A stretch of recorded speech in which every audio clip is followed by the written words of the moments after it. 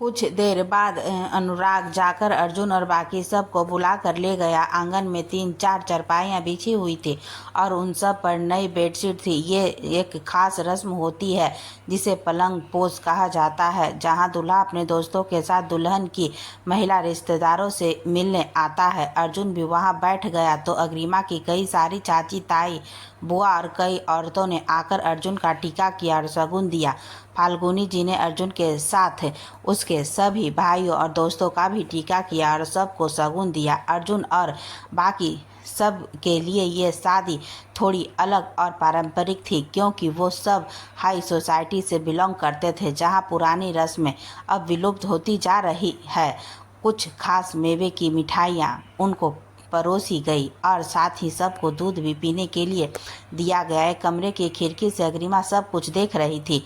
वो अर्जुन, जो अपने परिवार और ख़ास लोगों के अलावा किसी से ज़्यादा बात नहीं करता, वो उसकी बहनों और भाभीियों के साथ न सिर्फ बात कर रहा था बल्कि मजाक भी कर रहा था। जब अग्रिमा की एक कज़न ने उससे किसी बात पर कहा कि जीजा जी ऐसा करोगे तो अम्मू को हम यहीं रख लेंगे, तो सब चुप हो गए थे, क्योंकि सबको लगा था कि अर्जुन को उसका ये कहना पसंद नहीं आया होगा। पर अर्जुन ने उससे आराम से कहा, तुम्हारी अम्मू को तो मैं ले ही जाऊंगा साली साहिबा, और तुम्हारा मन न लग रहा हो तो बताओ, मेरे बहुत से भाई और दोस्त अपने लिए लड़कियां देख रहे हैं।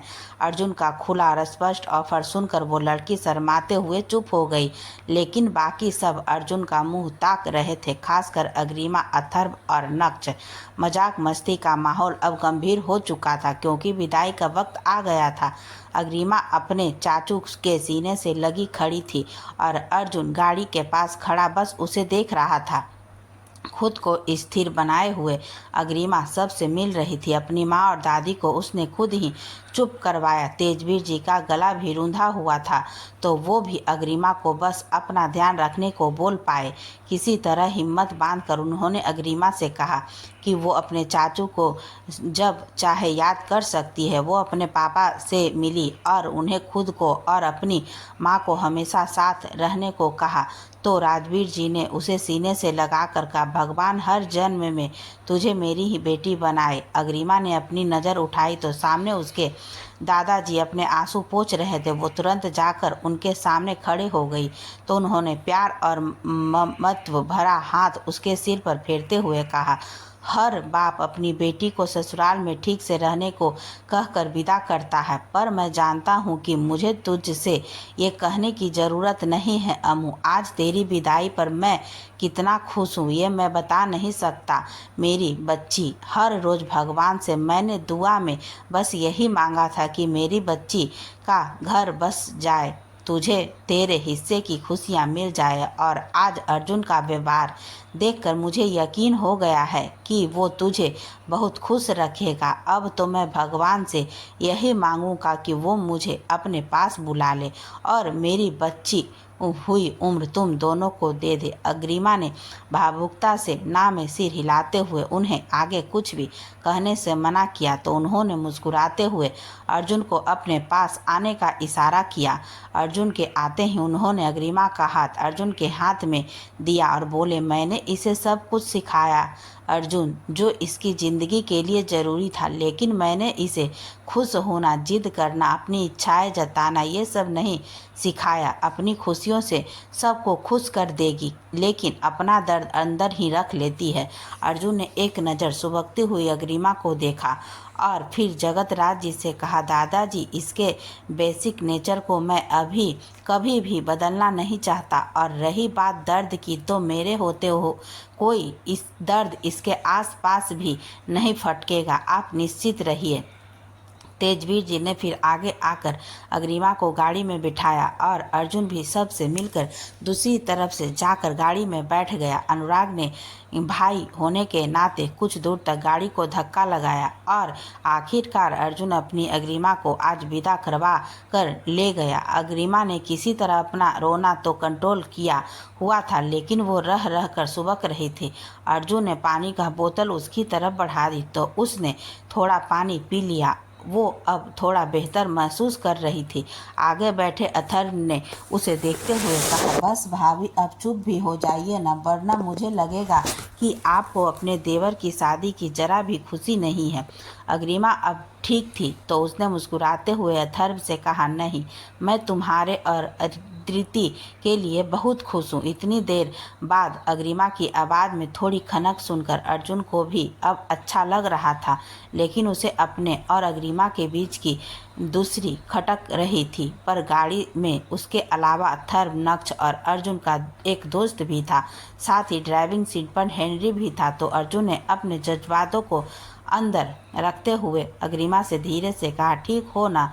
अग्रिमा ने भी हाँ में सिर हिलाया तो अर्जुन सामने देखने लगा। फिर अर्जुन ने उसे औपचारिक तौर पर हेनरी और अपने दोस्त से मिलवाया और अग्रिमा को कुछ देर रेस्ट लेने को कहा, क्योंकि घर जाते ही वो पहले कुछ रस्मों में और फिर अथर्व की शादी में बिजी होने वाले थे। सबके सामने अर्जुन अग्रिमा से ज़्यादा बात नहीं कर पा रहा था, तो उसने फाइनल को सोचते हुए कुंज को फ़ोन लगा लिया और कुछ बिजनेस से रिलेटेड ज़रूरी बातें करने लगा। वहीं अग्रिमा चुपचाप बैठी बस इधर उधर देख रही थी। अर्जुन ने कुछ देर बाद करके कुंज से कहा कि वो कल के रिसेप्शन के अरेंजमेंट चेक कर ले और अथर्व की बारात के लिए तन्वी को लेकर वक्त से पहुंच जाए। अर्जुन ने फ़ोन रखा ही था कि अग्रिमा का फ़ोन बजने लगा। अग्रिमा ने फ़ोन उठाकर कैजुअली बात करने लगी। अर्जुन ने खुद से ही अंदाज़ा लगाया कि उसकी किसी दोस्त का फ़ोन है।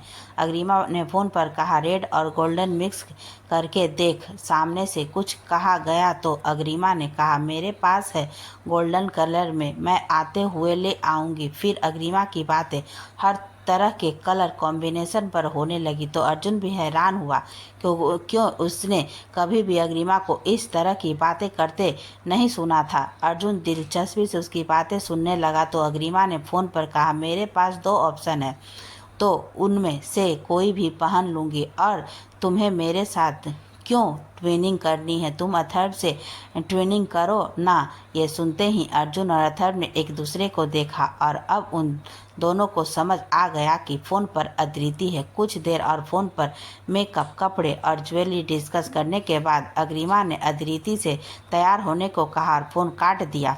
अर्जुन ने अग्रिमा के थोड़ा पास आकर उससे कहा, मुझे तो लगा था तुम्हें बस समझदारी वाली बातें करना आता है, पर तुम्हें तो लड़कियों वाले काम भी आते हैं।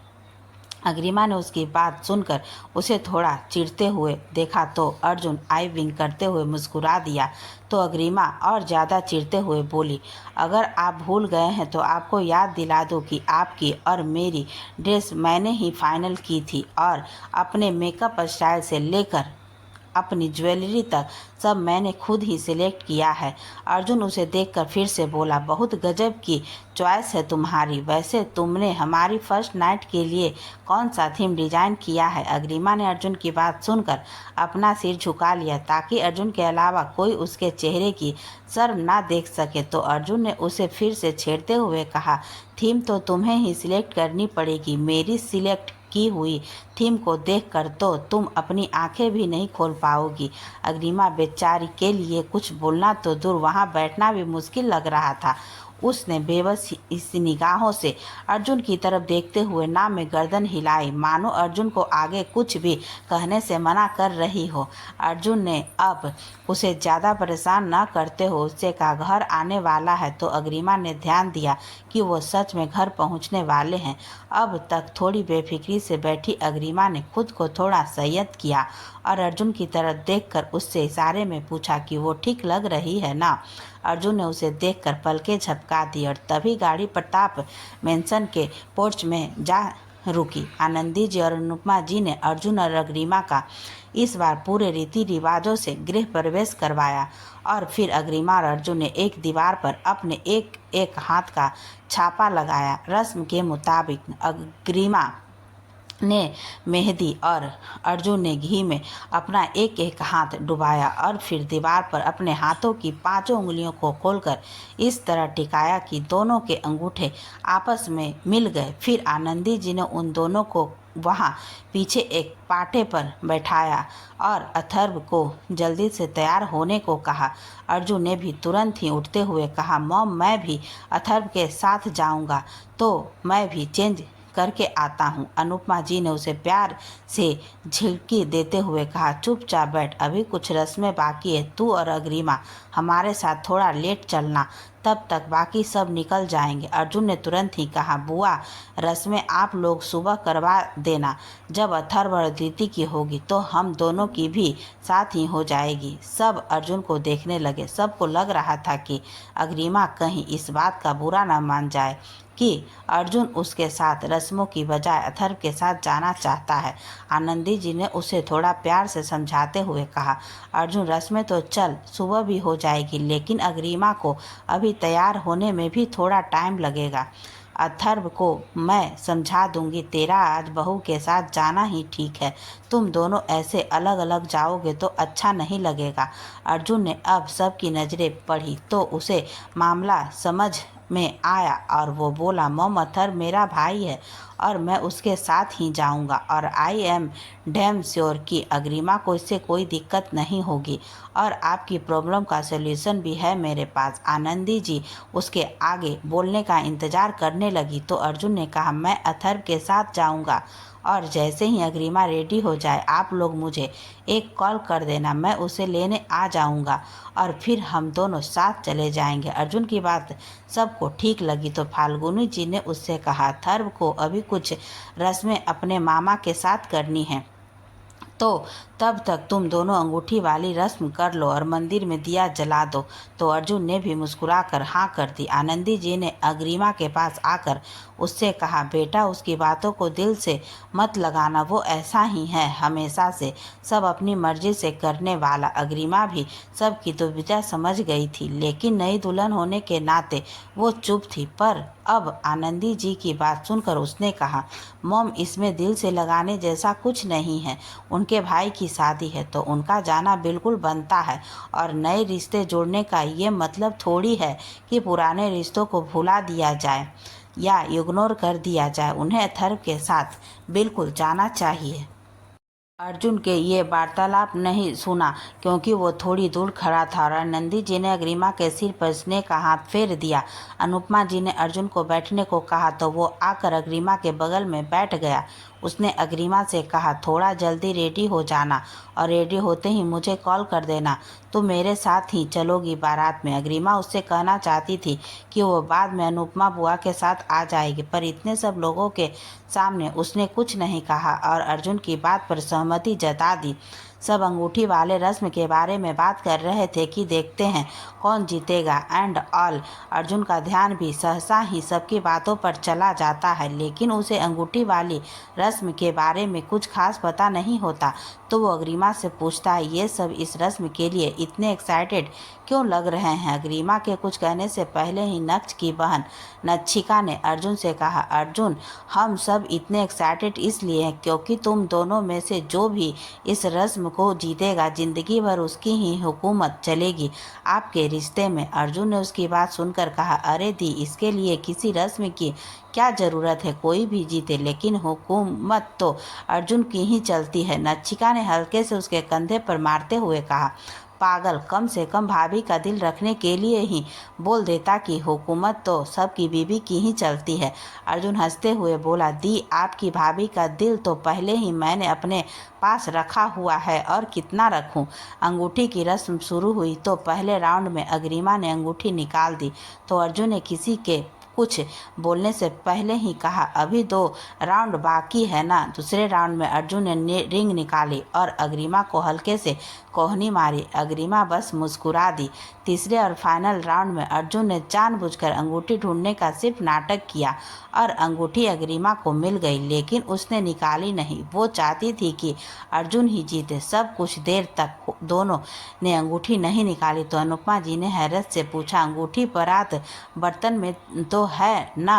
सब हंसने लगे। तब तक अथर्व रस्म का फाइनल रिजल्ट देखने के लिए आ गया था। अनन्या ने अदिति को भी वीडियो कॉल कर कनेक्ट कर रखा था। सब गेम में दिलचस्पी ले रहे थे, लेकिन अर्जुन और अग्रिमा ने अब गेम खत्म करने की ठानी थी। इसलिए अर्जुन और अग्रिमा दोनों ने ही अंगूठी खुद से निकालने की सोची और इस बार दोनों के हाथ बर्तन से एक साथ ऊपर आए और अंगूठी दोनों ने पकड़ी हुई थी। सब हुटिंग करने लगे तो दोनों ने एक साथ अंगूठी छोड़ दी और अंगूठी फिर से बर्तन में जा गिरी। सबकी आवाज़ें सुनकर अब तक लगभग सारा परिवार और सब रिश्तेदार वहां आ चुके थे। किसी को समझ नहीं आया कि कौन जीता। अर्जुन ने अब बर्तन में हाथ मारकर फिर से रिंग निकाली और अपनी बुआ से कहा, इसका क्या करना है बुआ? तो अनुपमा जी ने मुस्कुराते हुए कहा, अग्रिमा को पहना दे। अर्जुन ने अग्रिमा को अंगूठी पहनाई और बोला, हुकूमत तो मेरी ही चलेगी। रस्म अब पूरी हो गई थी तो सब इधर उधर जाने लगे, लेकिन अर्जुन ने सबको रोकते हुए कहा कि उसे कुछ बात करनी है।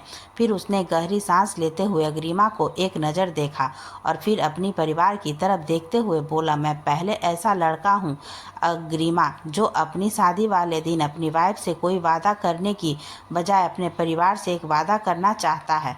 अर्जुन की बात सुनकर उसके सब परिवार वाले और साथ ही सब रिश्तेदार भी अर्जुन की तरफ देखने लगे तो अर्जुन ने अपने घर वालों स्पेशली अपनी मॉम और दादी की तरफ देखते हुए कहा, पिछले 3-4 दिन से मेरे और अथर्व की शादी के फंक्शन में जितने भी मेहमान आए हुए थे, स्पेशली लेडीज़, इन सब के मुँह से मैं ये सुन चुका था कि अर्जुन शादी से पहले ही बदलने लगा है। इससे पहले तो अर्जुन ने कभी हंसकर या मुस्कुराकर किसी से बात नहीं की और अब देखो अपनी बीवी से कैसे हंसते मुस्कुराते हुए बात करता है। इन सारी बातों का मुझ पर कोई फर्क नहीं पड़ता, लेकिन अपनी मॉम और दादी का चेहरा देखकर मुझे इस बात का एहसास होने लगा था कि उन बातों ने मेरे दिमाग पर नहीं पर उन दोनों के दिमाग पर कुछ ना कुछ असर जरूर डाल दिया। एक अनजाना सा डर मेरी मॉम और दादी की बातों में मुझे कल रात और आज सुबह महसूस हुआ कि कहीं अर्जुन सच में शादी के बाद चेंज तो नहीं हो जाएगा। बिजनेसमैन हूँ ना, सामने वाले का दिमाग पढ़कर उसकी कोटेशन बता देता हूँ तो अपनी मॉम और दादी का दिमाग पढ़ना तो कोई बड़ी बात नहीं है मेरे लिए। और आज मेरे अथर्व के साथ बारात में जाने की बात पर सबको लग रहा था कि अग्रिमा नाराज़ हो जाएगी, तो आज मैं अपनी मॉम, दादी, बुआ, अनु, इवन कि मेरे डैड, दादू और अथर्व से यहाँ तक कि अदिति से भी मैं आप सब से वादा करता हूँ, मेरी लाइफ में अग्रिमा के आने के बाद जो भी चेंजेस होंगे वो चेंज आप में से किसी के लिए ख़राब या गलत कभी नहीं होंगे। आप सब के साथ मैं वैसे ही रहूँगा जैसे बचपन से लेकर आज तक रहता आया हूँ और अर्जुन अपना वादा कभी नहीं तोड़ता। और अग्रिमा, तुमसे मैं आज अलग से कोई वादा नहीं करूँगा, पर पूरे रीति रिवाजों से शादी कर चुके हैं और जहाँ तक मुझे लगता है सारे ज़रूरी वादे शादी की रस्म में ही आ जाते हैं। और मैं अच्छे से जानता हूँ कि अपने परिवार के साथ अपने रिश्ते और फ़र्ज निभाने से तुम मुझे कभी नहीं रोकोगी, बल्कि मेरा साथ ही दोगी और ये साथ मुझे पूरी ज़िंदगी चाहिए। अर्जुन ने अग्रिमा की तरफ किसी जवाब की उम्मीद में देखा तो अग्रिमा ने सहजता से अर्जुन से कहा, ये हमारा फैमिली मैटर है, आपको नहीं लगता हमें इस पर सिर्फ परिवार के सामने बात करनी चाहिए? अथर्व ने भी अग्रिमा की बात का समर्थन करते हुए अर्जुन से कहा, अर्जुन भाभी ठीक कह रही है, हम कल सब निपट जाने के बाद आराम से बात करते हैं। अर्जुन ने एक नज़र उन दोनों को और फिर बोला, बिल्कुल, मैं भी इतने दिन से सबको इग्नोर कर रहा था कि ये सब निपटने के बाद आराम से मॉम दादी से बात करूँगा, उन्हें समझा दूँगा कि लोगों की बातों को दिल से लगाने की ज़रूरत नहीं है।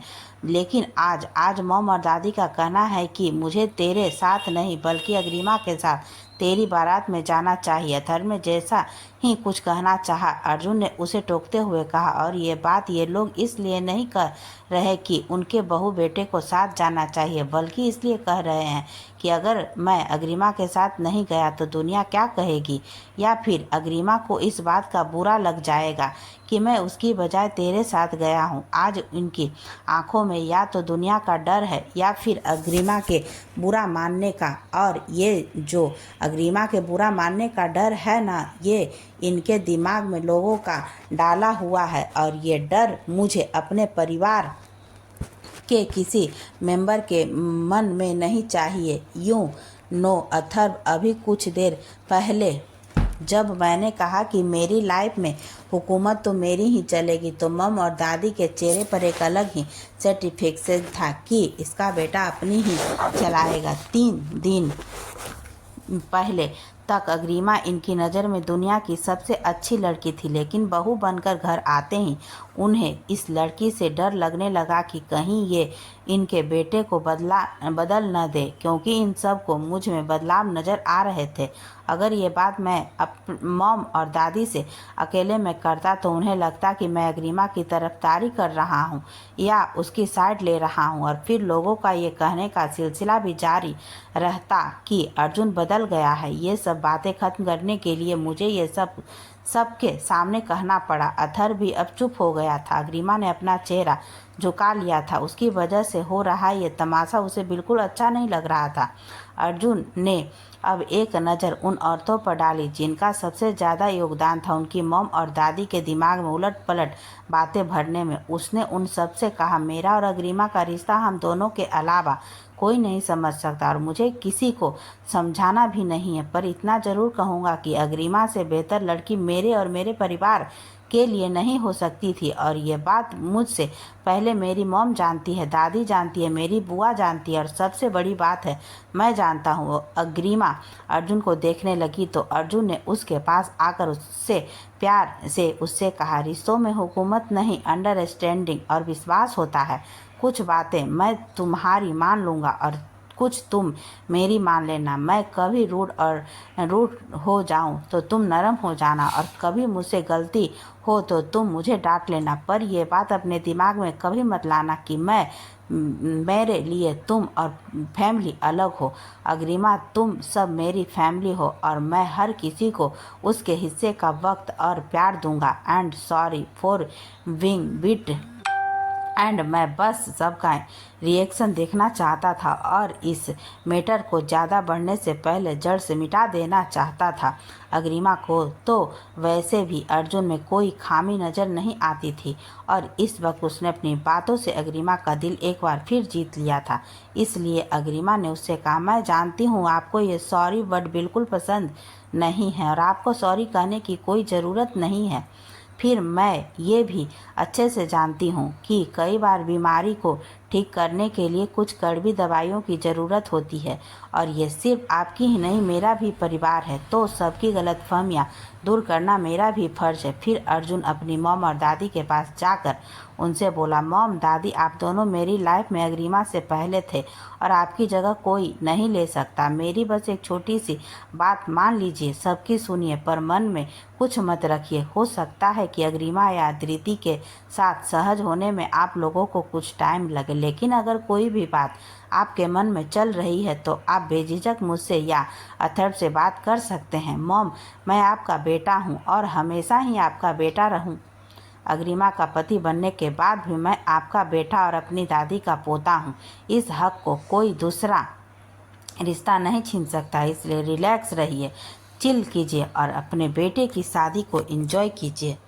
अर्जुन की बात खत्म होते ही अथर्व भाग कर अर्जुन की पीठ पर चढ़ गया और बोला, आई लव यू ब्रदर। तेरा तरीका बेशक डेविल वाला हो, लेकिन रिजल्ट हमेशा ज़बरदस्त आते हैं। और मॉम, आपको और दादी को कुछ भी सोचने की ज़रूरत नहीं है, और इस बात के बारे में अब हम में से कोई बात नहीं करेगा। बस अब सब इस बात को भूल जाइए और मेरी बारात निकलने की तैयारी कीजिए, नहीं तो मैं अकेला ही चला जाऊंगा। नक्ष ने आगे आते हुए कहा, और क्या, यहाँ से अथर्व अकेला चला जाएगा और वहाँ से अद्रिति भाभी भी अकेली आ जाएगी। बहुत जल्दी में है दोनों। नक्ष की बात सुनकर सब मुस्कुरा दिए। आनंदी जी अग्रिमा के पास आए और उससे थोड़ी नज़र चुराते हुए उसे अथर्व की बारात में जाने के लिए तैयार होने को कहने लगी। अग्रिमा उनके हाव भाव समझ गई और प्यार से बोली, मॉम आप प्लीज़ ऐसे मत रिएक्ट कीजिए।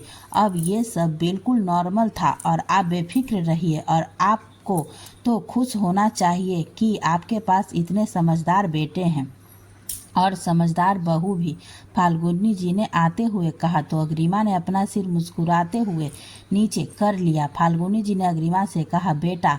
अग्रिमा उनको बिल्कुल भी असहज नहीं करना चाहती थी, इसलिए उसने फाल्गुनी जी से कहा, दादी थोड़ी तो मुझे भी बहू वाली फीलिंग लेने दीजिए, जिसकी सास और दादी सास उसे अपने बेटे से डांट पड़ने पर खुश हो।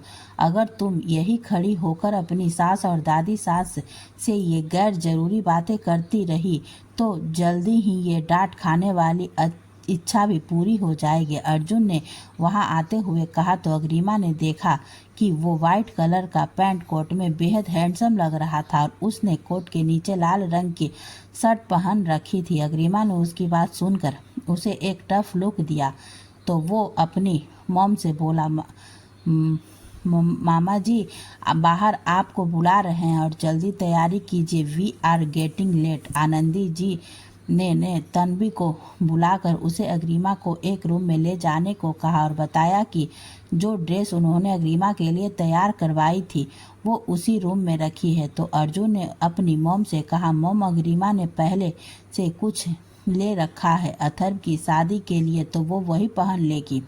आनंदी जी को फिर से किसी ने आवाज़ लगाई तो वो ठीक है बोलकर बाहर चली गई और अग्रिमा अर्जुन को देखने लगी और बोली, आपने मॉम को मना क्यों किया? मैं मॉम की चॉइस ही पहनूंगी। तन्वी उन दोनों की प्राइवेसी समझते हुए एक तरफ जाकर खड़ी हो गई। अर्जुन अग्रिमा की आंखों में देखते हुए बोला, नहीं तुम मॉम की नहीं, मॉम के बेटे की चॉइस पहनोगी। रूम में चलो, ड्रेस मिल जाएगी तुम्हें। अग्रिमा वहां जाने लगी तो अर्जुन ने उसका हाथ पकड़कर उसे रोक लिया और हल्के से अफसोस भरे लफ्जे में, मैंने आज के दिन ये सब नहीं सोचा था, पर यह भी जरूरी ही था। पता नहीं मुझे इस वक्त तुमसे क्या कहना चाहिए, क्योंकि शायद तुम्हारा नाराज होना भी जायज़ है।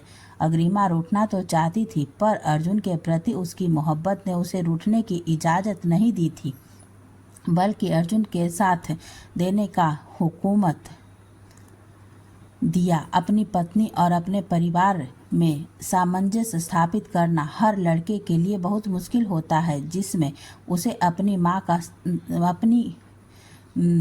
का साथ चाहिए होता है। इसलिए अग्रिमा ने उससे कहा, आज जो कुछ भी आपने किया उससे आपने लोगों के मुंह तो बंद कर दिए, पर मॉम और दादी के दिल में विश्वास मुझे खुद ही बनाना होगा और ये एक दिन में नहीं बनता अर्जुन, इसमें थोड़ा वक्त लगेगा और मैं चाहती हूँ कि मैं खुद ये काम करूँ।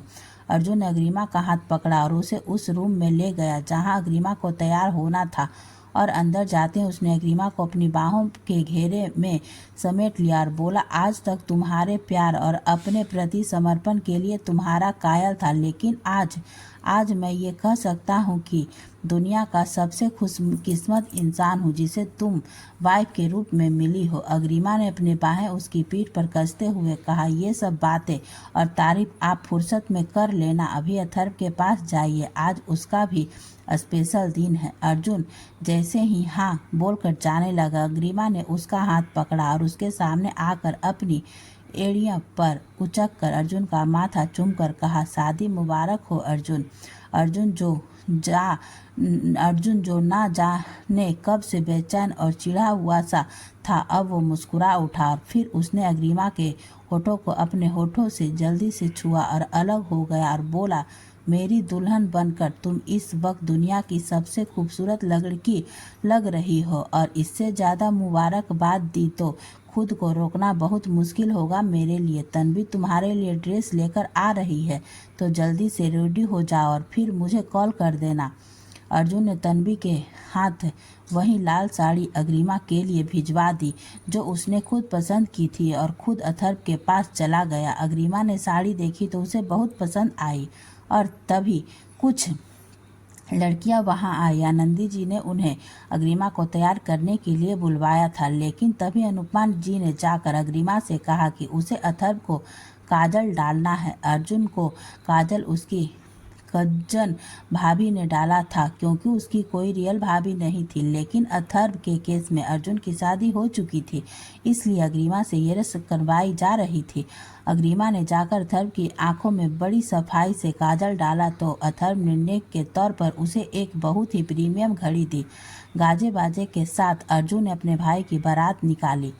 बारात तो अर्जुन की भी धूमधाम से निकली थी। अथर्व और नक्श के नाचने में कोई कसर नहीं छोड़ी थी, लेकिन अर्जुन ने तो अपने भाई की बारात में चांद लगा दिए थे। सब कुछ टॉप क्लास था और अर्जुन जिस तरह अपने भाई की शादी की खुशी में झूम रहा था वो देखते ही बन रहा था। हालांकि इसमें आधी खुशी इस बात की थी कि उसकी सनशाइन अब हमेशा के लिए उसकी है और कोई उन दोनों को अलग नहीं कर सकता।